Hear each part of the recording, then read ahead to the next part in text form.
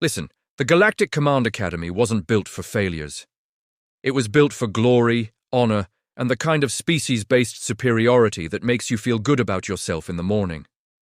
Founded 3,000 years ago by the Crystalline Collective, it had trained every elite military officer in the known galaxy. Ambassadors, admirals, tactical geniuses, all passed through these corridors. All of them were aliens, obviously. Nobody expected humans to show up. Nobody wanted humans to show up.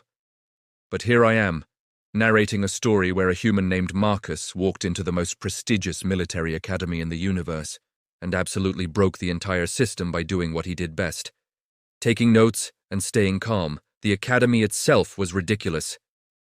Picture this, a massive space station shaped like a pyramid, hovering above a planet that the aliens had turned into a training ground. Every surface gleamed with that insufferable metallic finish that screams competence. The halls were filled with creatures of every imaginable shape and size, all convinced they were better than the next species.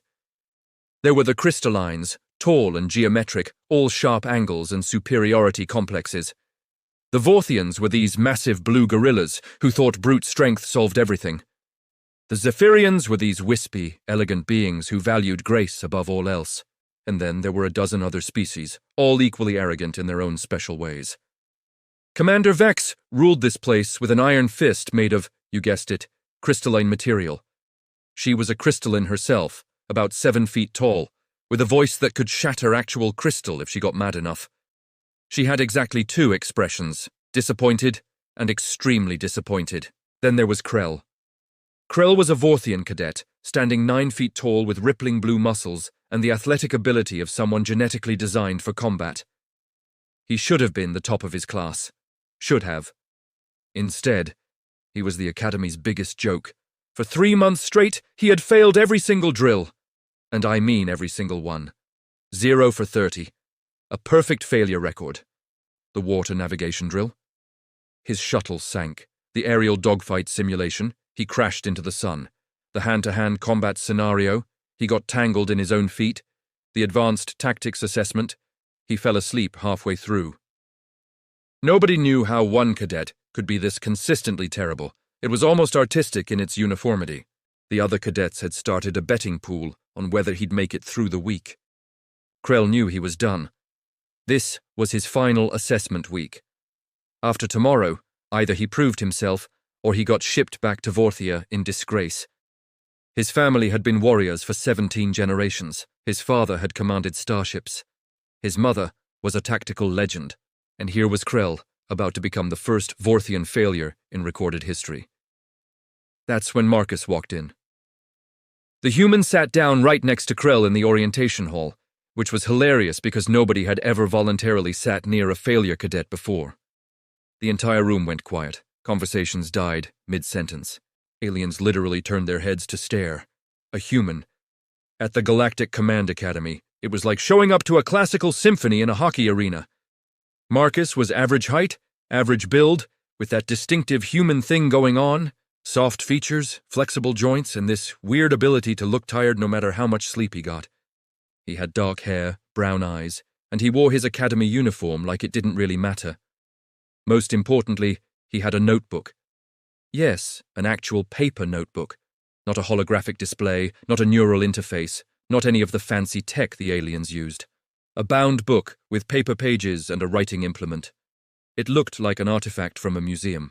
As Commander Vex began the orientation speech about excellence, standards, and the sacred traditions of the Academy, Marcus opened his notebook and started writing.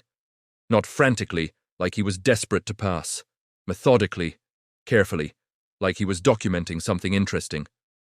Krell glanced over at Marcus's shoulder and saw the notes. Organizational hierarchy assumes heterogeneous capability. Reward structure based on species characteristics. Assessment protocols optimized for already successful individuals. Failure to account for adaptive versus fixed learning models. Wait, what? Krell couldn't fully understand all of it, but the human seemed to be analyzing the academy itself while everyone else was just listening to the speech. This was going to be interesting. Commander Vex stood in front of the assembled cadets with that expression that meant everyone was about to have a very bad day. Behind her, Through the transparent aluminum walls floated about 30 small aquatic shuttles, ready to navigate an obstacle course that had been specifically designed to be impossible. Well, not impossible, just incredibly difficult. The Academy loved incredibly difficult. The water navigation drill tests your problem-solving abilities, your coordination, and your willingness to push yourself beyond your limits, Commander Vex announced. Cadets will pilot the shuttles through the course. Obstacles include gravity wells, magnetic fields, narrow passages, and an assortment of automated defense systems. You will have 30 minutes. One mistake ends your run. The word "one" hung in the air like a threat. Because it was a threat, Krell felt his stomach drop. Water navigation. The one drill where his massive Vorthian frame should have been perfect. Vorthians were amphibious. They basically evolved from a planet that was 90% water. This was supposed to be his comeback moment. This was supposed to be where he showed everyone that he wasn't a complete disaster. This was going to be where he proved it. Marcus just kept taking notes. The cadets filed into the shuttles. Krell climbed into his craft, which felt comically small for his size.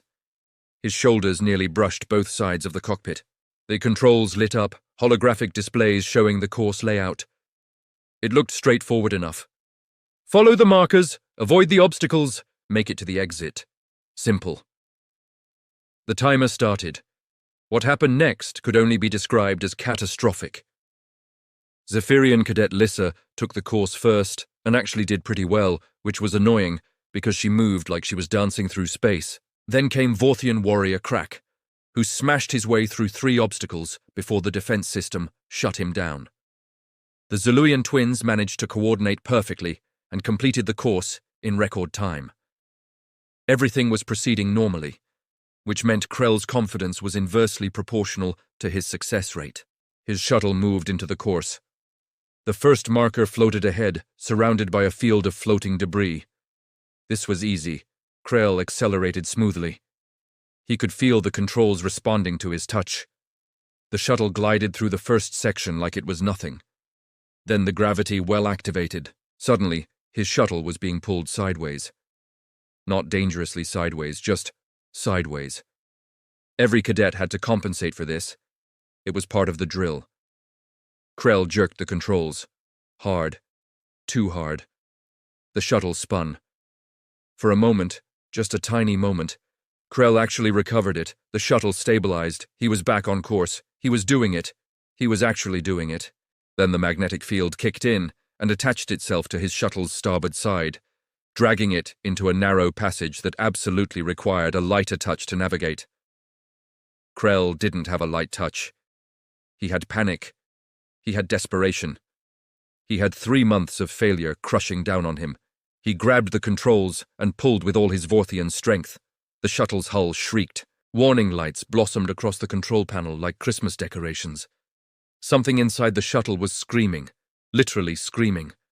Some kind of automated system crying out in mechanical agony. The shuttle rolled. It flipped. It did a barrel roll that had nothing to do with actual piloting and everything to do with sudden structural failure. Water flooded the compartment. Yes, actual water. The entire drill arena was filled with water, and Krell's shuttle was now a submarine. But not a working submarine. A sinking submarine. A sinking, spinning submarine that was definitely not completing this course. Krell smashed the emergency beacon. The shuttle exited the course in a shower of bubbles and distress signals. From the observation deck, Pip, a gossipy Zephyrian who specialized in knowing everyone's business and spreading it aggressively, turned to her friend and said, "Well, that's that. 30 for 30. Perfect failure streak maintained." Meanwhile, Marcus took his shuttle into the course. He didn't rush, didn't panic, didn't do anything dramatic. He just flew it the way the course was obviously designed to be flown. He took the gravity well smooth and easy. He navigated the magnetic passage with what appeared to be genuine calm. He even had time to take notes on a handheld device while his shuttle was in motion, which shouldn't have been possible, but apparently was. When his shuttle emerged from the exit portal, every single sensor showed optimal performance. 0 casualties, 0 damage, 0 wasted movement. Commander Vex looked at her data display. Then she looked at Marcus. Then she looked back at her data display like she expected it to have changed. It hadn't. For the first time in Academy history, a human had outperformed every other species in a standardized test. And he'd done it while writing. The observation room went completely silent. This was the kind of silence that precedes either major historical events or someone's very bad day. Sometimes both. Krell watched from the sideline, his massive shoulders slumped. He'd just failed his last drill. This was it. Expulsion, disgrace, the end of the Vorthian warrior lineage. But then Marcus walked over to him as they exited the observation platform. The human nodded like they were old friends and said, "Cool gravity well configuration. I bet once you adjust for the spin rate timing, you'll get it no problem." Krell stared at him. Then he said, "What?" "The spin you did," Marcus continued like this was obvious. "It wasn't a mistake. You just activated the turn when the field was already pulling sideways. If you account for the pull and only apply 30% of the force you used, it'll rotate cleanly." "You got all that from watching for 10 seconds? Krell asked. 20 seconds, Marcus corrected. "I took a couple notes." He had also apparently just given Krell the solution to the problem that had been destroying him for 3 months. Just casually handed it over like it was nothing. Zero-gravity combat simulation was not optional. It was mandatory. It was also the assessment that would determine final rankings, which meant every single cadet was either studying frantically or having minor existential crises in their barracks. Krell was having both simultaneously. He found Marcus in the training room, running a combat simulation solo. The human moved with purpose, but without urgency. Each movement was measured, calculated, efficient. Nothing flashy, nothing dramatic, just effective. Krell watched for a full minute before Marcus noticed him. "I'm going to fail again," Krell said without preamble. "I can feel it. My last assessment. If I don't pass the zero-gravity combat test, I'm done. Academy over. Career finished. I become the Vorthian who couldn't cut it and my entire family line becomes a joke." Marcus paused the simulation. The holographic opponent froze mid-attack. The human turned to face Krell with what appeared to be actual interest in his eyes. "You want help?" Marcus asked.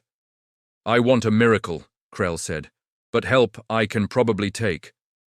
What followed was the most unconventional training montage in Academy history. Marcus didn't teach Krell complex maneuvers or advanced techniques. He taught him physics, basic physics. How objects move in zero gravity, how momentum works, how to use your opponent's force against them instead of meeting it with more force. "Force against force in zero gravity is stupid," Marcus explained while they floated in a practice chamber. "You've got nothing to push against, you just spin. You need to think in terms of vectors and momentum transfer." "That's obvious," Krell said. "Is it though?" Marcus replied. "Because you've been fighting like gravity still exists. You've been trying to overpower opponents. But there's nothing to overpower against. Just adjust your approach." Meanwhile, Pip was spreading increasingly wild rumors about Marcus across the academy. She told cadets that Marcus was definitely a secret military genius from Earth who had been trained by some kind of classified government. She suggested that humans might actually be the most advanced species in the galaxy, and everyone had just been too arrogant to notice. She implied that Earth had probably been to space before anyone even knew humans existed. Half of these rumors were completely false. The other half were also completely false. But they worked. By the time the zero-gravity combat simulation began, the entire academy was watching to see if the human was actually special or if it was all hype. Krell faced off against Vorthian warrior Crack in the simulation, and through some combination of Marcus's advice and sheer determination, he actually did okay. Not great. Okay. He didn't fall apart. He didn't freeze. He adapted to the zero-gravity environment and used leverage instead of strength. He scored in the middle percentile. For Krell, this was victory. For the Vorthian, it meant he wasn't expelled. Marcus, watching from the observation deck, was taking notes again. But this time, he was noting something different. He was documenting the tactical errors everyone was making. He was analyzing the simulation's weak points. He was basically mapping the entire system's flaws, while everyone else was just trying not to fail, Commander Vex noticed. She had an expression that suggested she was starting to take Marcus very seriously. That's when Zixthar realized he had a problem. Zixthar was a crystalline prodigy. Elite bloodline, top of every class, perfect scores on every assessment. He was supposed to be the Academy's greatest achievement. And then this human showed up, and suddenly everyone was talking about adaptability and flexibility and human problem-solving abilities. Zixthar did not like being upstaged, so he did what crystalline aristocrats do when they feel threatened. He started a campaign of subtle sabotage and vicious rumor-mongering. He whispered in hallways about Marcus having unfair advantages. He suggested that humans were biologically cheating somehow. He implied that if humans were allowed to participate, the entire academy system would need to be redesigned. What he didn't do was anything directly confrontational. That would have been too obvious. That would have been beneath him. No, Zixthar was more sophisticated than that. He was a saboteur with a sense of style. The final assessment was announced with all the ceremonial grandeur the Academy could manage. It was going to be a survival scenario on the training planet below. Multiple simultaneous challenges, resource management, team coordination, complex problem-solving under pressure, the works. This was the assessment that determined everything. Grades, rankings, military placement, the whole career trajectory. Also, whoever did the best would become the Academy's official success story. This was why Zixthar couldn't let Marcus succeed. The night before the assessment, someone went into the equipment storage facility and made very small, very specific modifications to Marcus's gear. Nothing catastrophic, nothing obvious, just tiny adjustments that would accumulate into major problems. Oxygen system calibration, slightly off, navigation equipment, marginally unreliable, communication device, prone to intermittent failures. Each problem was small enough that Marcus might not notice until it mattered. Each problem was designed to create cascading failures during the actual test. Krell discovered the sabotage while he was checking his own equipment early that morning. He found Marcus's gear with the modifications still incomplete and realized immediately what was happening. His Vorthian instinct was to march into Zixthar's quarters and have a very direct conversation involving physical confrontation. But he didn't. Instead, he found Marcus and said, "Your equipment's been sabotaged." Marcus examined the modifications with the same calm he applied to everything else. "Yeah, I can see that. It's pretty good work, actually. Subtle, professional. This took time to plan." "Aren't you mad?" Krell asked. "Why would I be mad?" Marcus replied. "This is useful information. Tells me who's threatened and how they think. Plus, now I know to check everything carefully. Whoever did this is actually helping me prepare, by reminding me not to assume my gear is reliable." "That's insane," Krell said. "That's adaptive," Marcus countered. "Your opponent just gave you a gift, whether they meant to or not." Together they went through Marcus's equipment and fixed every single issue. And then they put it back exactly as it was left, so Marcus would know if someone checked to see if he'd discovered the sabotage. Zixthar, of course, checked. He saw that the equipment hadn't been touched, which meant Marcus hadn't found it, which meant the sabotage would work perfectly. This was going to be easy. From the observation deck, Pip watched this entire interaction play out and started composing new rumors in her head. Humans helping each other, humans showing loyalty, humans apparently not caring about personal glory. This was fascinating from a gossip perspective. The rest of the academy was starting to shift too. Cadets who'd once been dismissive of Marcus were now asking if he could help them study. Species that thought they were superior were quietly wondering if maybe they'd been wrong about humans. The rigid hierarchy of the academy was developing cracks. Commander Vex watched all of this unfold. She didn't comment. Crystallines rarely did. But her expression shifted from disappointed to something more complex. Something that might have been intrigue. The survival scenario began with all cadets dropping onto the training planet at different coordinates. Each cadet had to survive independently, gather specific resources, and extract at the designated zone. Simple enough in theory. chaos incarnate in practice.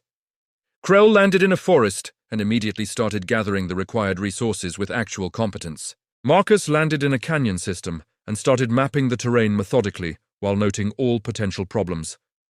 Zixthar landed in an open plain and assumed he'd dominate through pure crystalline superiority. For about 40 minutes, everything went according to plan. Cadets gathered resources. People didn't die. The Academy's automated system tracked everyone's progress from orbit. It was going well. That's when Zixthar's sabotage system decided to completely malfunction in the most catastrophic way possible. See, here's the thing about subtle sabotage. If you're not careful about how you set it up, it can spread. Zixthar had modified multiple equipment sets, trying to affect several cadets and hide his involvement. But the modifications were so similar that when the Academy's central system detected the first anomaly, it automatically scanned all similar equipment. What it found was dozens of sabotaged units across multiple cadets. The automated systems locked down everything. Every piece of equipment on the planet froze simultaneously. Navigation systems went dark. Communication devices became inert. Oxygen regulators malfunctioned. And then, as if the universe was really determined to make things terrible, Commander Vex's personal shuttle developed a critical malfunction trying to land for emergency retrieval. The shuttle crashed. Not catastrophically, but badly enough that the commander was now stuck on the planet with the cadets, which had never happened before. This was beyond sabotage. This was a full-scale emergency. The cadets panicked. Some tried running, some tried climbing, some just stood around looking confused. The Academy's automated response systems kicked in, trying to coordinate rescue. But half the communication equipment wasn't working because of the sabotage. That's when Marcus walked out of his canyon looking like someone who'd just had a really interesting thought. He took stock of the situation in about 4 seconds, assessed the available resources, looked at the confused cadets, looked at the crashed shuttle, and apparently decided that the best thing to do was take charge. "Everyone needs to stop running around," Marcus announced. "That doesn't help.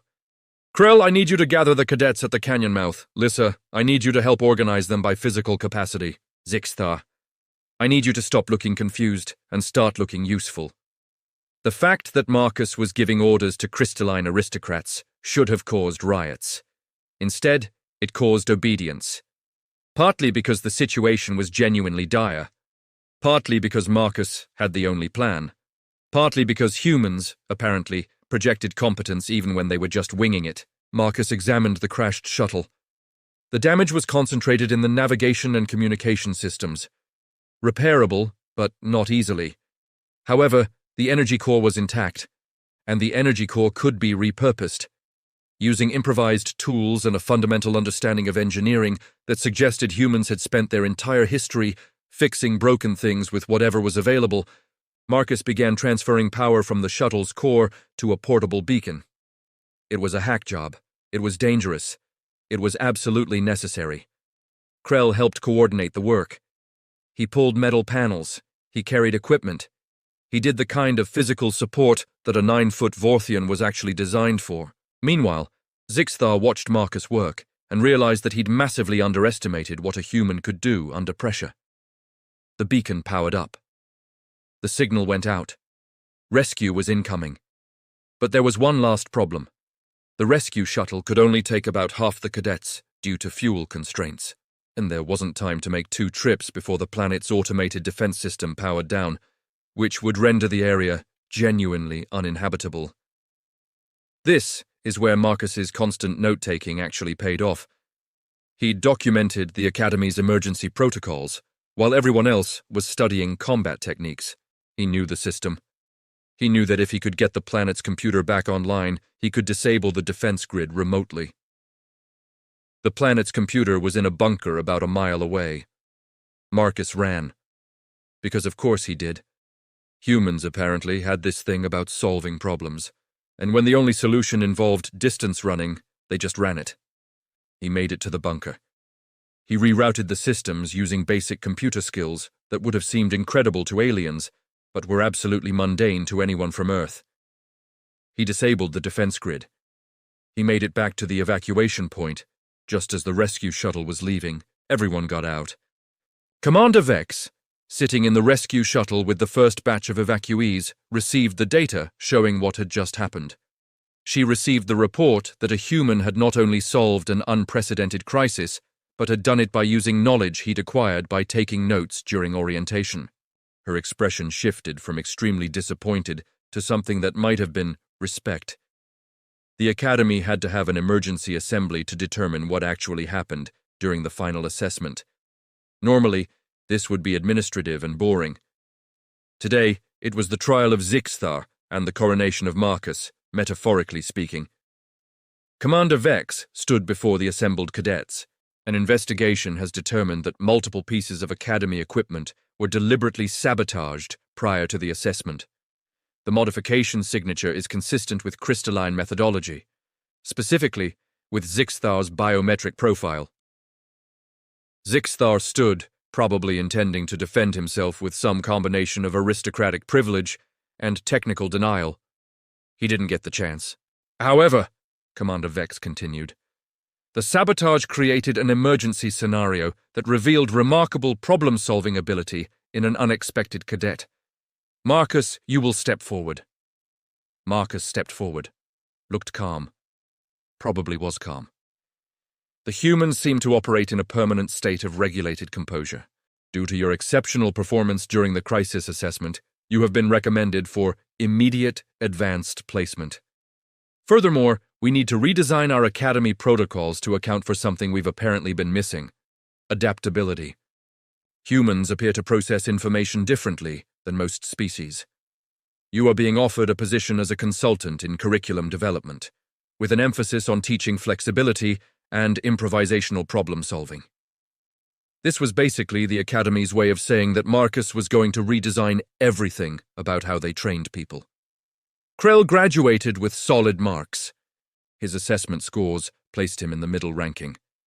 But nobody cared about middle ranking when you were a cadet who'd overcome 3 months of complete failure through determination and friendship and learning to think differently.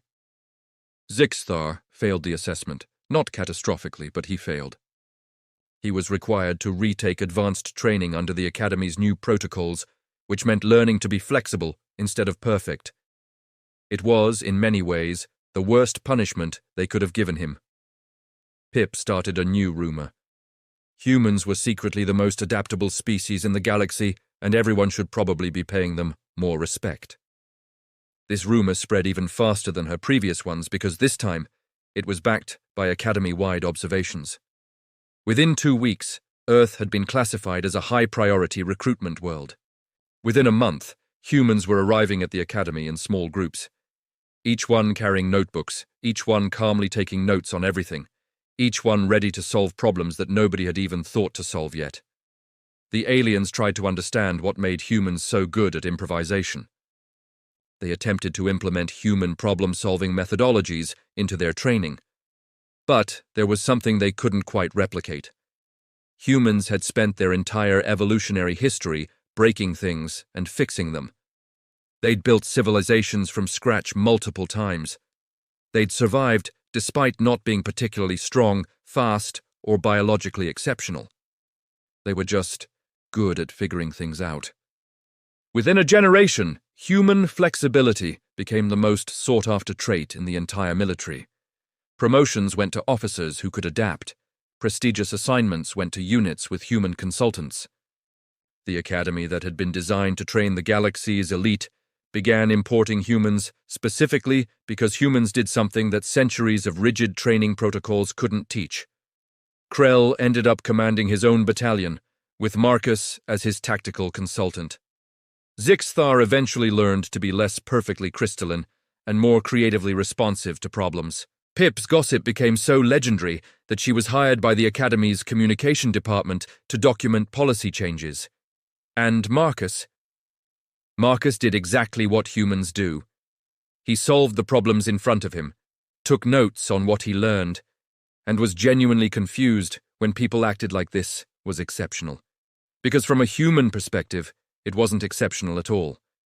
It was just Tuesday. The real funny part? The thing that actually made this a true HFY story? It wasn't that humans were inherently superior. It wasn't that we were smarter or faster or stronger. It was that we were the only species that had spent millennia figuring out how to succeed despite being worse at literally everything. We weren't warriors. We were problem solvers who happened to survive in a universe that required warriors, and apparently, that made all the difference.